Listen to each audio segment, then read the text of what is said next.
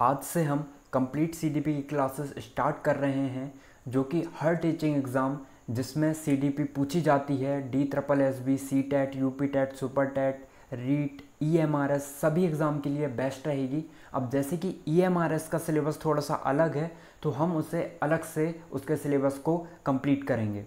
ठीक है, तो आज का हमारा टॉपिक है, आज हम पढ़ने वाले हैं बाल विकास। ठीक, तो बाल मतलब होता है चाइल्ड, और विकास मतलब क्या होता है? विकास मतलब होता है डेवलपमेंट। ठीक है, अब आपने बाल मतलब तो चाइल्ड होता है, कोई लड़का या लड़की, ये तो आपको समझ में आ गया होगा। विकास मतलब क्या होता है? ठीक है, कुछ लोगों के मन में होगा कि विकास मतलब होता है वृद्धि। ठीक है, तो मैं आपको बता दूं, वृद्धि तो होता है, लेकिन केवल वृद्धि नहीं होता है। विकास का मतलब होता है कि प्रतिदिन उसके व्यवहारों में, उसकी आदतों में सकारात्मक परिवर्तन आना ही विकास है। इतनी बात आपको समझ में आ गई होगी। हम थोड़ा सा डिटेल में और पढ़ेंगे तो इतना समझ में आ गया। अब देखिए, पेडागोजी में क्या होता है कि आपको मैक्सिमम स्कोर करना है पेडागोजी में, या फिर आपको कम पूरे में से पूरे मार्क्स लाने हैं, तो आपको क्रॉस क्वेश्चंस जो बनते हैं, या आपको जो एप्टीट्यूड है, आपका जो सोचने की क्षमता है, आपको वो बढ़ानी पड़ेगी। अब वो कैसे बढ़ेगी? आपको बस कुछ नहीं करना है। आप जो भी टॉपिक पढ़ रहे हैं, आप जो भी वर्ड पढ़ रहे हैं पेडागोजी का, उसको आप क्रॉस क्वेश्चंस करें, उसके और रिलेटेड उससे कितने क्वेश्चंस बन सकते हैं वो ज़रूर देखें। क्योंकि आप पेडागोजी जब भी आप प्रीवियस ईयर क्वेश्चन देखते होंगे तो आपको पता है ये चीज़ें कि आप कितनी भी थ्योरी कर लें, आप कितने भी प्रीवियस ईयर क्वेश्चन कर लें, नए क्वेश्चंस बनेंगे ही बनेंगे। और वो नए क्वेश्चंस आपसे तब बनेंगे जब आप अपना एप्टीट्यूड सही करोगे, जब आप अपनी सोच को डेवलप करोगे। और देखिए, पेडागोजी चीज़ यही सिखाती है। आपको बाद में पढ़ाना है, तो छात्र आपसे कितने क्वेश्चंस कर सकता है, क्रॉस क्वेश्चंस, वो चीज़ डेवलप करना ही चाइल्ड डेवलपमेंट है। और चाइल्ड डेवलपमेंट में आप एक और चीज़ पढ़ते हैं कि आप कैसे चाइल्ड का कैसे आप सर्वांगीण विकास कर सकते हैं, आपको ये पढ़ना है। तो इतनी बात समझ में आ गई होगी। अब हम देखते हैं कि अब जैसे क्रॉस क्वेश्चंस की बात आती है, वो कैसे करना है आपको। अब जैसे हम देखते हैं कि क्या कोई चाइल्ड, ऐसा क्वेश्चन बिल्कुल बन सकता है कि क्या कोई चाइल्ड विकसित हो सकता है? विकसित वर्ड आपने सुना होगा, तो हम इसे एग्जाम्पल से समझते हैं। देखिए, आपने सुना ही होगा कि अमेरिका एक विकसित देश है, भारत एक विकासशील देश है। ठीक है, तो इससे कैसे कह सकते हैं हम कि कोई विकसित हो गया, कोई विकासशील हो गया? तो देखिए, एक पैमाना सेट कर दिया गया है। यदि किसी देश के पास ये चीज़ें हैं, इतनी जीडीपी है, यदि मेडिकल्स इतने हैं उसके पास, इतनी, यदि उसकी सुरक्षा सिक्योरिटी जो है वो हाई लेवल की है, या एक पैमाना डिसाइड कर दिया यदि इतनी है, तो वो देश विकसित हो जाएगा। ठीक है, तो इसलिए पैमाना डिसाइड कर दिया गया, और अमेरिका विकसित है और हमारा देश अभी विकासशील है, क्योंकि वो चीज़ अभी हमारे देश के पास नहीं है। ठीक है, लेकिन क्या हो रहा है, विकासशील का मतलब दिन प्रतिदिन इम्प्रूवमेंट होते जा रहा है, यही विकास है, यही विकासशील है। अब हम क्वेश्चंस पे आते हैं कि कोई चिल्ड्रन विकसित हो सकता है? नहीं, क्योंकि कोई भी चिल्ड्रन विकसित नहीं हो सकता। उसके शरीर के अंग विकसित हो सकते हैं। आपने सुना होगा कि उस लड़के का दिमाग विकसित हो गया है, मतलब एक पर्टिकुलर एज में आके उसका दिमाग, उसके अंग तो विकसित हो सकते हैं, लेकिन उसका सर्वांगीण विकास नहीं हो सकता, क्योंकि ये प्रक्रिया जो है वो गतिमान है, वो जीवन पर्यंत तक चलती है। गतिमान कैसे? क्योंकि वो चलते रहती है, आप हर दिन कुछ ना कुछ सीखते रहते हो। इतनी बात आपको समझ में आ गई होगी। अब हम थोड़ा सा और डिटेल में देखते हैं। विकास जो है एक गतिमान प्रक्रिया है, क्योंकि विकास प्रतिदिन आप कुछ ना कुछ सीखते हो, जीवन पर्यंत तक सीखते हो, और ये प्रक्रिया जो है वो गतिमान चलती रहती है, प्रतिदिन चलते रहती है। और इसे हम ये भी कह सकते हैं कि विकास जो है, विकास की प्रकृति जो है वो एक प्रवाहमान जल की तरह होती है। जैसे प्रवाहमान जो जल होता है वो कभी नहीं रुकता है, वैसे ही विकास की प्रक्रिया जो है जीवन पर्यंत तक चलती है, वो भी कभी नहीं रुकती है। ठीक है, अब इस प्रक्रिया में होता क्या है? इस प्रक्रिया में, विकास की प्रक्रिया में जो है रुचि में, आपकी आदत में, आपके दृष्टिकोण में, आपके स्वभाव में, आपके व्यवहार में जो है एक सकारात्मक प्रभाव पड़ता है। सकारात्मक प्रभाव कैसे? कि आप हर दिन कुछ ना कुछ उसमें सीखते जाते हो, उस चीज़ में इम्प्रूवमेंट करते जाते हो। अब जैसे मैं रुचि की बात करूं, ठीक है, रुचि की बात करते हैं हम सबसे पहले। तो जैसे देखिए, कोई भी बच्चा होता है, जैसे प्रोटीन की चीज़ें, दाल, छोटा बच्चा दाल नहीं खाता है, खैर कुछ लोग बड़े तक नहीं खाते हैं, लेकिन उनके जब घर वाले उनको समझाते हैं कि बेटा दाल से प्रोटीन मिलता है, उसे खाना चाहिए, तो वो एक दिन खाने लगता है। तो यही इम्प्रूवमेंट हुआ, उसके रुचि में परिवर्तन हुआ, उसकी आदत, मान के चलिए वो सुबह नहीं उठता है, वो सुबह एक्सरसाइज नहीं करता है, लेकिन समय के साथ जब उसके दिमाग विकसित होता है, जब उसे थोड़ी सी समझ बढ़ती है, तो वो उसकी आदत में परिवर्तन आता है और वो एक्सरसाइज भी करने लगता है, सुबह भी उठने लगता है। ठीक है, तो ये बात आपको समझ में आ गई होगी। अब जैसे हम स्वभाव की बात करते हैं, ठीक है, स्वभाव में परिवर्तन कैसा? स्वभाव पहले उसका स्वार्थ प्रवृत्ति का रहता है, जैसे बालक, उसको समझ नहीं रहती है, ठीक है। जैसे मिठाई का टुकड़ा, एक मिठाई की पीस यदि उसे दे दिए या 2 पीस दे दिए, तो यदि उससे आप मांगोगे तो वो नहीं देगा, कुछ दे देते हैं, एक्सेप्शंस होते हैं, लेकिन अधिकतर बालक, अधिकतर चाइल्ड नहीं देते हैं। तो लेकिन जब उनका दिमाग विकसित होता है, जब चीज़ें उन्हें समझ आने लगती है, तो उनके स्वभाव में भी परिवर्तन होता है। ठीक है, मान के चलिए वो बड़े के आदर नहीं करता, पैर नहीं छूता है, रे करके बात करता है, लेकिन समय के साथ जब उसे समझ आती है तो वो उसमें इम्प्रूवमेंट कर लेता है। यही विकास है, और विकास हमेशा सकारात्मक होता है, पॉजिटिव इफेक्ट डालता है। ठीक है, अब जैसे कि मैंने आपको पहले ही बताया था, विकास एवं वृद्धि में हम तुलनात्मक अंतर देख लेते हैं, जिससे थोड़ा सा आपको और क्लियर हो जाए, लेकिन क्लियर आपको पहले भी हो गया होगा, थोड़ा सा हम इसे जल्दी देख लेते हैं। विकास शब्द का प्रयोग जो है व्यापक रूप में होता है, बिल्कुल व्यापक रूप में होता है, ठीक है। लेकिन वृद्धि क्या है? वृद्धि जो है एक निश्चित आयु तक, जैसे 21 साल तक लड़कों की हाइट बढ़ती है, तो वो सिर्फ 21 साल तक बढ़ेगी, ठीक है। अब व्यापक रूप कैसा? वृद्धि जो है सिर्फ हाइट बढ़ने का, उसके अंगों का बढ़ने का है, लेकिन विकास जो है उसके हर चीज़ पे इफेक्ट डालता है, उसके स्वभाव, उसकी वृद्धि, उसके नेचर, हर चीज़ पर, ठीक है।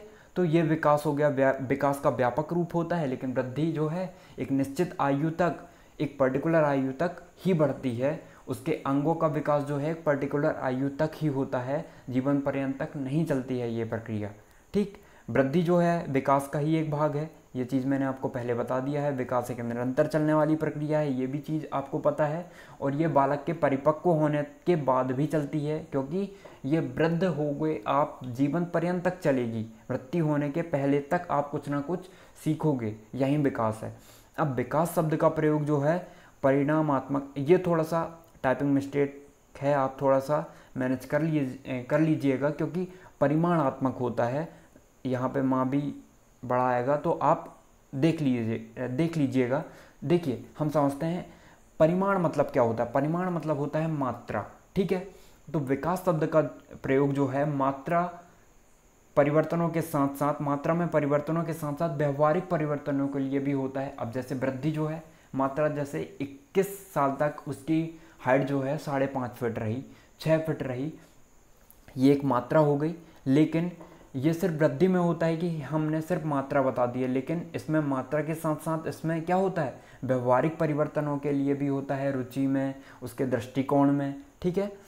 अब वृद्धि जो है, अब देखिए यहाँ पे परिमाण आ गया, परिमाणात्मक आ गया, वैसे ही आपको बहुत से शब्द आएंगे, लेकिन जब आप उनकी हिंदी मीनिंग जानोगे, जिससे आप, जिन हिंदी मीनिंग से आप फैमिलियर हो, तो आपको चीज़ें आसानी से समझ में आने लगेगी। पुनर्बलन, अभिप्रेरण, उत्प्रेरण, इस प्रकार के शब्द मिलेंगे जब, लेकिन आप इनके हिंदी अर्थ जानोगे तो आपको समझने में, आप रिलेट कर पाओगे, आसानी होगी समझने में, ठीक है।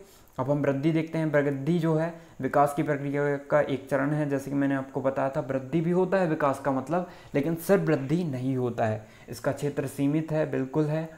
वृद्धि की प्रक्रिया जो है आजीवन नहीं चलती है, ये बात भी मैंने आपको पहले ही बता दिया था, ठीक। बालक के परिपक्व होने के साथ ही यह रुक जाती है। वृद्धि शब्द का प्रयोग जो है परिमाणात्मक परिवर्तनों के लिए होता है, मात्रा के रूप में होता है कि उसकी एक निश्चित जो है आयु में एक निश्चित वृद्धि होगी। मात्रा के रूप में यदि हम कहें कि 21 साल का लड़का है जिसकी हाइट 6 फीट है, बस अब आपके मन में ये क्वेश्चन भी ज़रूर उठना चाहिए कि हमें बाल विकास पढ़ने की आवश्यकता क्यों पड़ी। ठीक है, तो अब हम इसे समझते हैं।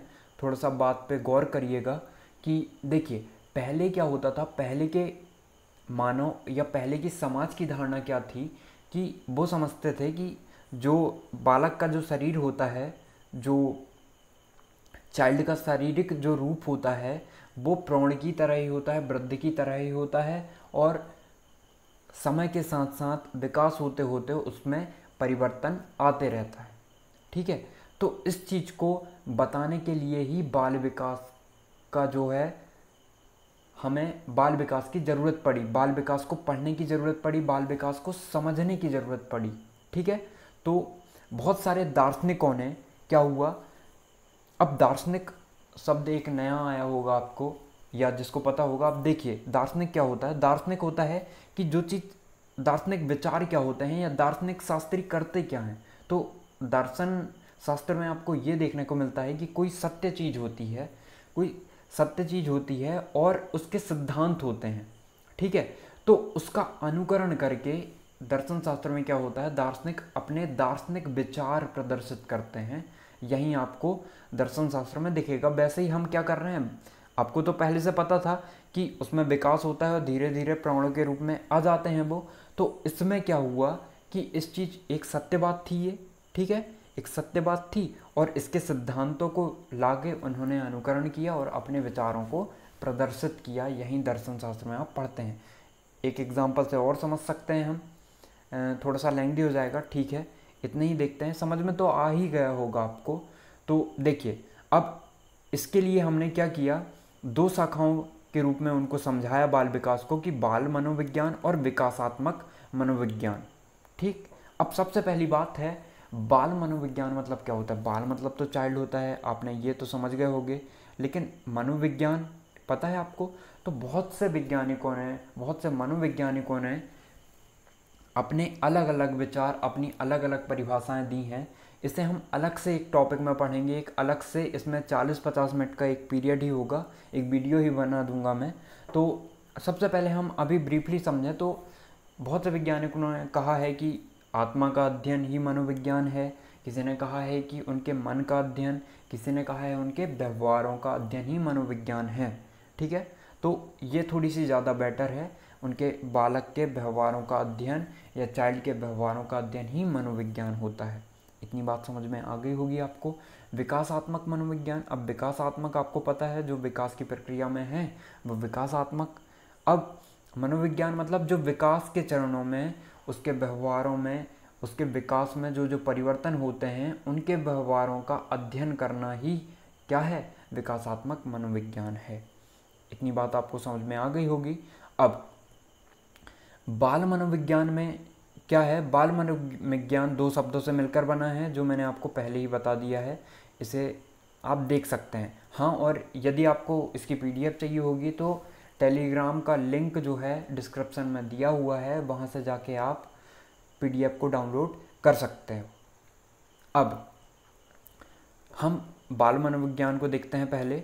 तो बाल मनोविज्ञान में क्या है, बहुत से वैज्ञानिकों ने, मनोवैज्ञानिकों ने अपनी अपनी परिभाषाएं दी हैं, उनको देखते हैं। देखिए क्रो एंड क्रो, ये थोड़ी सी टाइपिंग मिस्टेक है, आप देख लीजिएगा। क्रो एंड क्रो के अनुसार क्या है, उन्होंने कहा है कि बाल मनोविज्ञान जो है वह वैज्ञानिक अध्ययन है जो व्यक्ति के विकास का अध्ययन गर्भकाल की प्रारंभिक अवस्था से किशोरावस्था तक करता है। अब आपके मन में क्वेश्चन ज़रूर उठना चाहिए कि गर्भकाल से कैसे कर सकता है, उसके व्यवहारों का अध्ययन या वैज्ञानिक अध्ययन कह रहे हैं हम, तो वो कैसे कर सकता है। तो देखिए विकास के बारे में हम बात कर रहे हैं, तो विकास जो है वो उसके शरीर का, उसके अंगों का विकास तो हो ही रहा है ना, तो इसलिए हम कहते हैं कि गर्भकाल से किशोरावस्था तक। ठीक, अब दूसरे वैज्ञानिक ने कहा है कि जेम्स ड्रेवर के अनुसार जो है मनोविज्ञान जो है, मनोविज्ञान की वह शाखा है, मतलब बाल मनोविज्ञान मनोविज्ञान की वह शाखा है जो प्राणी के विकास का अध्ययन जन्म से परिपक्वता तक करती है।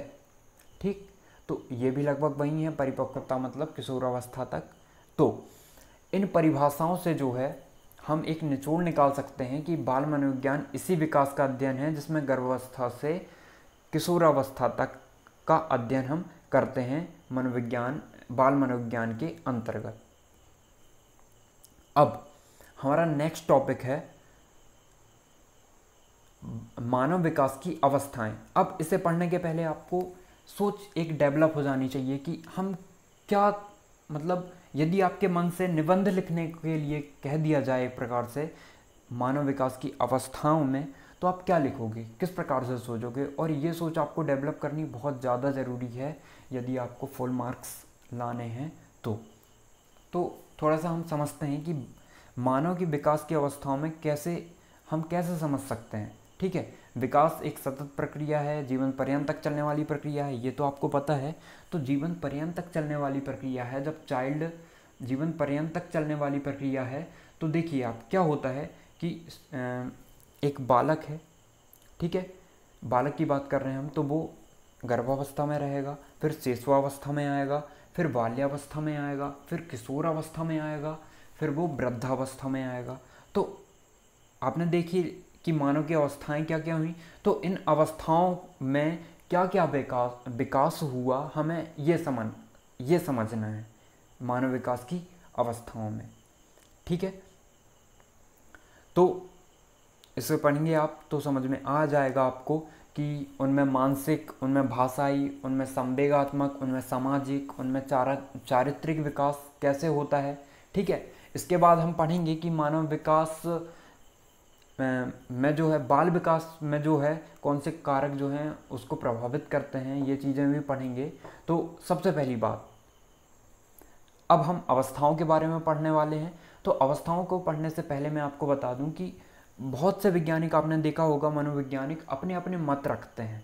ठीक है, तो भारतीयों ने भी रखा है और कुछ अदर वैज्ञानिक हैं अदर जगह के भी, उन्होंने भी रखा है कि उन्होंने जो है मानव विकास की अवस्थाओं को 7 अवस्थाओं में बांटा है कि गर्भावस्था, शिशुआवस्था, बाल्यावस्था, किशोरावस्था, युवावस्था, प्रौढ़ावस्था और वृद्धावस्था। बिल्कुल ये भी सही है, लेकिन जो मान्य जो है, जो अभी के हिसाब से या अभी के वैज्ञानिकों ने इसमें और इम्प्रूवमेंट किया है, तो उन्होंने इसे 4 अवस्थाओं में बांटा है। ठीक, शिशुआवस्था, बाल्यावस्था, किशोरावस्था और वयस्कावस्था। ठीक है, लेकिन इम्पॉर्टेंट ये 3 हैं, हमें इन्हीं के बारे में पढ़ना है। जैसे कि आपने पहले भी देखा होगा कि जो है हम बाल मनोविज्ञान में हम कहाँ तक देखते हैं उनके विकास को, उनके व्यवहारों का अध्ययन हम कहाँ तक देखते हैं, किशोरावस्था तक। ठीक है, चाइल्ड डेवलपमेंट में तो हमें किशोरावस्था तक इम्पॉर्टेंट है, हमें ये देखना है। वयस्कावस्था तक आप दिमाग लगा सकते हैं कि उनके व्यवहार में क्या क्या परिवर्तन आते होंगे, लेकिन विकास जो है वो जीवन पर्यंत तक चलने वाली प्रक्रिया है, ये तो आपको पता ही है। ठीक है, और जब अगला लेक्चर हमारा होगा तो उसमें मैं इससे रिलेटेड जो है सबसे पहले क्वेश्चन डिस्कस करेंगे, मैं आपसे पूछूंगा, तो आपको कमेंट सेक्शन में आपको बताना है कि क्या होगा। ठीक है, अब देखते हैं हम। शिशुअवस्था जो है जन्म से 5 वर्ष तक, कहीं कहीं आपको 6 वर्ष तक मिलेगा, तो हम यहाँ पे 6 वर्ष तक ही लेके चलते हैं। ठीक है, आप 6 कर लीजिएगा इसको। तो जन्म से 6 वर्ष तक जो है शिशुअवस्था की अवस्था होती है। बाल्यावस्था की 5 वर्ष से 12 वर्ष तक, मतलब 6 वर्ष से 12 वर्ष तक। किशोरावस्था की 12 वर्ष से 18 वर्ष तक, और वयस्कावस्था की 18 वर्ष से मृत्यु तक हम कह सकते हैं। और एक और इम्पॉर्टेंट जो बात मैं बताऊं आपको, तो एक मनोवैज्ञानिक हुए गैसल, तो गैसल के अनुसार उन्होंने क्या बताया कि जो चाइल्ड जो है जन्म से लेकर 6 वर्ष तक जो सीखता है, वो 6 वर्ष से 12 वर्ष तक सीखता है, वो चीज़ का दुगना वो सीख जाता है। ठीक है, आपको शायद बात समझ में नहीं आई होगी, तो मैं आपको बताऊं यहाँ से कि जो इस अवस्था में जो बालक सीखता है, वो अवस्था जो है यहाँ पर इस अवस्था से वो दोगुना सीखता है। मतलब यहाँ पर सीखने की प्रवृत्ति जो है सबसे ज़्यादा होती है शिशुअवस्था में। बात समझ में आ गई होगी आपको। थोड़ा सा हम और डिटेल में पढ़ते हैं। अब देखिए, शिशुअवस्था मैंने आपको बता दिया, जन्म से 6 वर्ष तक की अवस्था को हम शिशुअवस्था कहते हैं। इसमें क्या होता है, जन्म से 3 वर्ष तक बच्चों का शारीरिक एवं मानसिक विकास बहुत तेजी से होता है। ठीक है, अब तेजी से अर्थात उनके जो है मानसिक विकास जो है, उनका मानसिक विकास मतलब उनकी समझने की, उनकी रुचि में, ठीक है, उनके व्यवहार में जो परिवर्तन है, उनके मानसिक जो परिवर्तन है वो तेज गति से होता है एक से जन्म से लेकर 3 वर्ष तक की आयु में। ठीक, उनके शरीर में भी परिवर्तन होता है। अब देखिए, आप अपने निजी जीवन से रिलेट करके देखिए, आपके छोटे भाई बहन या आपके आस पड़ोस में आपने देखा होगा कि जैसे यदि वो कहीं 1-2 महीने के लिए कहीं चले गए, या आप 1-8 साल के लिए कहीं चले गए, और जब आप आके देखते हैं उसी चाइल्ड को, तो आप शौक रह जाते हैं कि ये बिल्कुल बदल गया है, या फिर पहचान में नहीं आ रहा है, आप ये भी कह देते हैं, या बहुत बड़ा हो गया है इतने जल्दी, ये कहते सुना होगा या आप खुद ने कहा होगा ये चीज़ें। तो हमें बस निजी जीवन से रिलेट करना है चीज़ों को। ठीक है, अब तो आपको खुद सोचना है कि इस अवस्था में बच्चे क्या क्या करते हैं। ठीक, इस अवस्था में आपने देखा होगा कि वो क्या काम करते हैं, जो बड़े करते हैं उनकी क्या करते हैं, अनुकरण करते हैं, उनको दोहराने रखते हैं, उनकी नकल करना स्टार्ट कर देते हैं। वो जैसे हंसते हैं या फिर वो जैसे कर रहे हैं उनकी नकल करने लगते हैं। ठीक, एक जन्म से लेके 6 वर्ष तक की आयु में। ठीक, इस काल में शिशुअवस्था में बच्चे ये करते हैं। उनके मन में ये क्या है इसकी भावना बहुत ज़्यादा आती है कि वो बादल मतलब आसमान में देख के ये क्या है, किसी भी चीज़ के बारे में उनकी जानकारी लेना, जिज्ञासा उत्पन्न होना, तो इस शिशुअवस्था में बहुत ज़्यादा देखी जाती है। ठीक, अब सबसे पहली बात है, शिशुअवस्था में जो है आपको सीखना जो है, भाषा सीखने की या फिर कुछ सीखने की सबसे अच्छी अवस्था मानी जाती है शिशुअवस्था।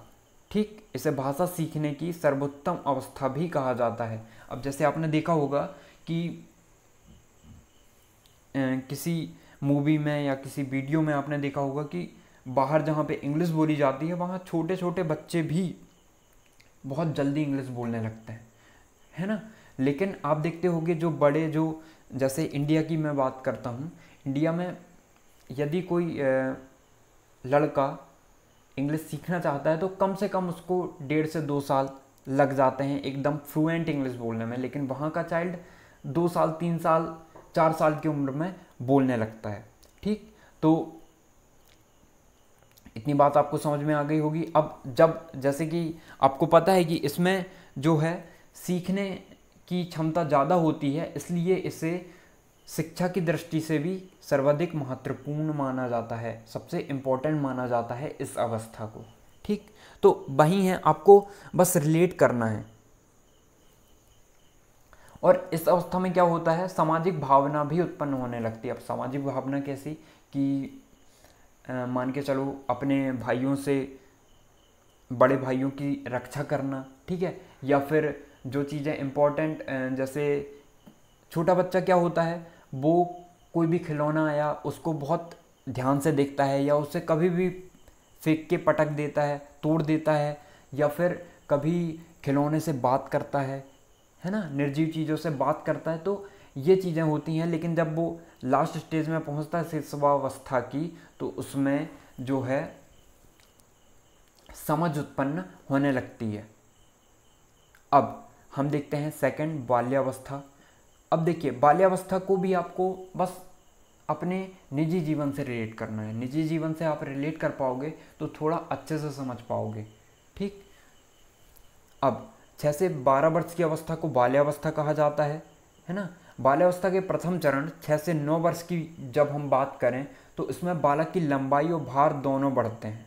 ठीक, और उसके बाद थोड़ी सी गति उनकी कम हो जाती है 9 से 12 तक। और इस काल में बच्चों के जो है चिंतन और तर्क शक्तियों का विकास हो जाता है। ठीक, अब तर्क शक्तियाँ कैसे कि हर चीज़ में वो तर्क ढूंढने लगता है।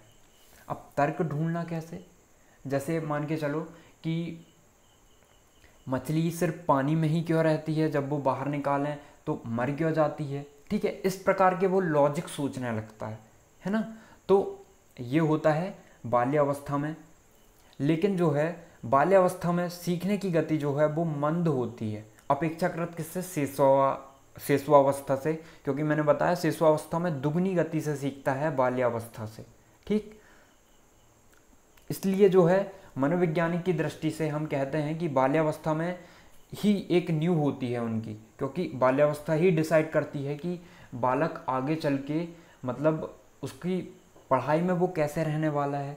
तो इसलिए मनोवैज्ञानिक भी यहाँ बोलते हैं कि पढ़ाने के लिए अलग अलग विधियों का उपयोग किया जाना चाहिए, है ना। और जैसे कि बाल केंद्रित हमारी शिक्षा है, तो एक एक बालक के ऊपर हमें ध्यान देना बहुत ज़रूरी है बाल्यावस्था में। ठीक, अब किशोरावस्था की बात करें हम, तो इसे भी अपने जीवन से रिलेट कर सकते हैं आप कि क्या क्या होता है इसमें, है ना। 12 वर्ष से 18 वर्ष तक की अवस्था को हम किशोरावस्था कहते हैं। यह वह समय होता है जिसमें व्यक्ति बालावस्था से परिपक्वता और उन्मुख होता है। ठीक, अब देखिए जैसे आप पहले देखते थे कि किशोरावस्था में जो है शिशुअवस्था में जो है ये क्या है ना, ये कैसे काम करता है, इस चीज़ पे ज़्यादा वर्क होता था। लेकिन यहाँ पे आके वो क्यों, मैं कौन हूँ, है ना, ये कैसे होता है, मतलब उसकी जिज्ञासा और बहुत ज़्यादा बढ़ जाती है। और यहाँ पे यदि हम बात करें तो इसको सबसे कठिन अवस्था माना गया है, सबसे कहना चाहिए इस अवस्था को हम एक प्रकार से कह सकते हैं सबसे डिफ़िकल्ट अवस्था माना गया है। ठीक है, इसमें जो है किशोर अवस्था में बालक एक गलत कदम भी उठा सकता है और एक अच्छे कदम भी उठा सकता है, इसलिए उसको एक प्रकार से समझाना बहुत ज़रूरी है। और ये शिक्षक का भी काम है और एक समाज का भी काम है कि उसे भटकने ना दिया जाए। इस अवस्था में क्या होता है कि वो एक ग्रुप बना लेता है ना, और ग्रुप बनाने के साथ साथ वो अपने मित्र भी बनाना स्टार्ट कर देता है।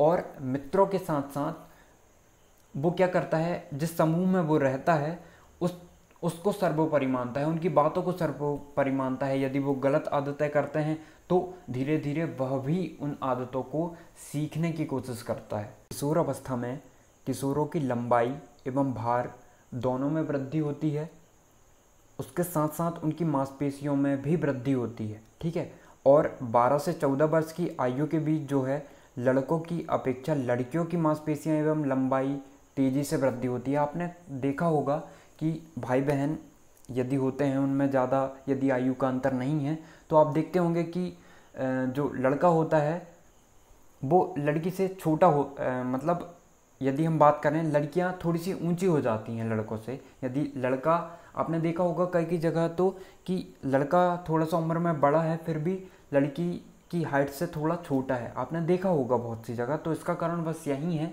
कि 12 से 14 वर्ष तक की आयु जो रहती है वो लड़कियों की हाइट बहुत तेज़ गति से बढ़ती है, मांसपेशियां और लंबाई जो है वो तेज़ गति से बढ़ती है। लेकिन जो 14 से 18 वर्ष की आयु होती है उसमें लड़कियों की आयु तो रुक जाती है, और हम इस प्रकार से कह सकते हैं 21 वर्ष तक 20 वर्ष तक जो है लड़कों की लंबाई जो है और मांसपेशियां तेज़ी से बढ़ती हैं इस उम्र में। ठीक, अब इस काल में जो है प्रजनन अंग भी विकसित होने लगते हैं, उनकी काम की जो है मूल प्रवृत्ति भी जागृत होने लगती है। इस अवस्था में जो किशोर किशोरियों की जो है बुद्धि का पूर्ण विकास हो जाता है। ठीक, अब पूर्ण विकास से मतलब क्या है, पूर्ण विकास से मतलब ये है कि जो चीज़ वो, देखिए जैसे कोई बाल्यावस्था में है तो यदि आप उसे 10वीं की चीज़ पढ़ाएंगे तो क्या उसे समझ में आएगी, नहीं आएगी। लेकिन किशोर अवस्था में जब वो जाने लगता है तो वो हर चीज़ को समझने के लिए, हर लॉजिक को समझने के लिए एक प्रकार से परिपक्व हो जाता है, हम कह सकते हैं। ठीक, तो इस प्रकार से हम कह सकते हैं कि जो किशोर किशोरियाँ होते हैं, ठीक है, किशोर अवस्था में उनकी बुद्धि जो है वो पूर्ण रूप से विकास हो जाता है बुद्धि का। लेकिन कई एक्सेप्शंस भी होते हैं जिनका आगे तक नहीं होता है, तो ये अपवाद हैं, है ना। उनके ध्यान केंद्रित करने की क्षमता बढ़ जाती है, ठीक, स्मरण शक्ति बढ़ जाती है और उनमें स्थायित्व आने लगता है। किस अवस्था में, किशोर अवस्था में। लेकिन थोड़ा सा किशोर अवस्था से आप आगे चलते हैं 18 वर्ष से ऊपर, तो क्या होता है कि उनकी स्मरण शक्ति तो ठीक रहती है, लेकिन उनका ध्यान जो है वो भटकने लगता है थोड़ा सा, है ना। उनका ध्यान पढ़ाई से, जब कोई लेक्चर चल रहे हैं तो उससे भी ध्यान भटक जाता है, कोई और चीज़ सोचने लगते हैं। तो ये ज़्यादा चीज़ें होती हैं। तो इससे आप अपने निजी जीवन से या किसी को देखते हुए आप रिलेट कर सकते हैं, और जब आप रिलेट करेंगे तो इन चीज़ को आपको पढ़ने की भी ज़रूरत नहीं पड़ेगी। एक बार पढ़ेंगे उसके बाद आपको दूसरी बार पढ़ने की भी ज़रूरत नहीं पड़ेगी। आप उस चीज़ से फैमिलियर हो चुके हैं, आप खुद फैमिलियर हो चुके हैं, तो ये चीज़ होती है। अब इस अवस्था में क्या होता है, मित्र बनाने की प्रवृत्ति तीव्र होती है। मित्र बनाने की प्रवृत्ति के साथ साथ किशोर जो है वो हर एक मित्र के बारे में जानना चाहता है, हर किसी नए इंसान के बारे में जानना चाहता है। उसकी जिज्ञासा बहुत चरम सीमा पे होती है। एक प्रकार से हम कह सकते हैं कि वो जिज्ञासु होता है हर चीज़ के लिए, कि ये क्यों है ना, ये कैसा है। किशोर अवस्था में जो है बालक अपने आप को एक समाज में अपनी एक अलग पहचान बनाने की कोशिश करता है किशोर अवस्था में, और उसको अपनी इज्जत, अपनी बेइज्जती का भी डर रहता है। क्योंकि आप देखते होंगे कि आप यदि आपने कहीं पढ़ाया होगा तो बहुत सी क्लास में आप जाते हैं तो कुछ बच्चे अपने आप को डरते हैं पूछने से, या बेइज्जती से डरते हैं, कहीं हमारी बेइज्जती ना हो जाए या कहीं हमें गधे ना समझने लगे लोग, ठीक है। तो इस प्रकार से भी होने लगता है, और ये किशोर अवस्था में ही होता है, ठीक। और इस अवस्था में मित्र बनाने की प्रवृत्ति तीव्र होती है, हमने ये देख लिया। मित्रता में क्या होता है, प्रगाढ़ता भी इस दौरान सामान्य सी बात है। अब इसका अर्थ क्या है, प्रगाढ़ता मतलब क्या होता है, मतलब घनिष्ठता। मित्रता में घनिष्ठता आती है किस दौरान में, किशोर अवस्था के दौरान में, ठीक है। तो इसकी पीडीएफ मैंने आपको बता दिया है कि आप इसकी पीडीएफ टेलीग्राम में देख सकते हैं, जाके डिस्क्रिप्शन में आपको मिल जाएगी, उसे ज्वाइन भी कर सकते हैं और इसकी पीडीएफ आप देख सकते हैं, ठीक है। जहाँ जहाँ करेक्शन करना है मैंने आपको बता दिया है, और बस आपको कुछ भी नहीं करना है, बस आपको अपनी निजी ज़िंदगी से रिलेट करना है। और एक बात ज़रूर करना, आप कोई भी प्रीवियस ईयर क्वेश्चन, अधिकतर क्वेश्चंस आपको यही मिलेंगे कि आपको दिमाग से करना पड़ेगा आपको वो चीज़। और हम देखेंगे, बहुत सारी चीज़ें देखेंगे, हम कोड वर्ड से देखेंगे। यदि जैसे कि समाज यदि कहीं पे आ जाता है किसी क्वेश्चन में, समाज से रिलेटेड यदि कोई क्वेश्चन आ जाता है और वहाँ पे वैज्ञानिकों के नाम लिखे होंगे, तो वहाँ पे वाइगोत्स्की आएगा। यदि समाज की बात की जाए 99% कब नहीं आएगा, जब हम इसकी भी बात करेंगे। तो आपको बस यही करना है, जो चीज़ आपको याद करने में थोड़ी सी दिक्कत जाएगी तो हम उससे किसी चीज़ से लिंक कर लेंगे, और बस आपको बस यही करना है कि अपनी निजी ज़िंदगी से रिलेट करना है और उसके बारे में सोचना है, उसके क्रॉस क्वेश्चंस कितने बन सकते हैं ये सोचना है ना।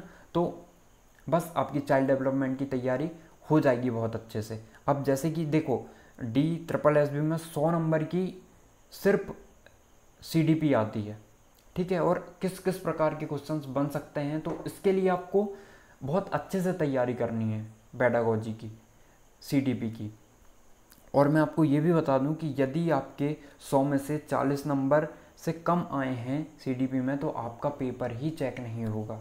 इसके फर्स्ट पोर्शन में भी 40 नंबर यदि आपके नहीं आए हैं, 40 से कम है, तो आपका पेडागोजी वाला सेक्शन चेक नहीं होगा। इसलिए आपको हर चीज़ अच्छी होनी चाहिए आपकी, इसलिए आपको अच्छे से पढ़ना है। यहाँ पे आपकी कंप्लीट क्लास होगी, और नेक्स्ट जब भी कोई लेसन हम पढ़ेंगे इसके बाद, तो इससे रिलेटेड जो भी हमने पिछली क्लास में पढ़ा होगा, पहले उसके थोड़े से 2-3 क्वेश्चन डिस्कस करेंगे, उसके बाद हम अगला टॉपिक पढ़ेंगे। तो ठीक है।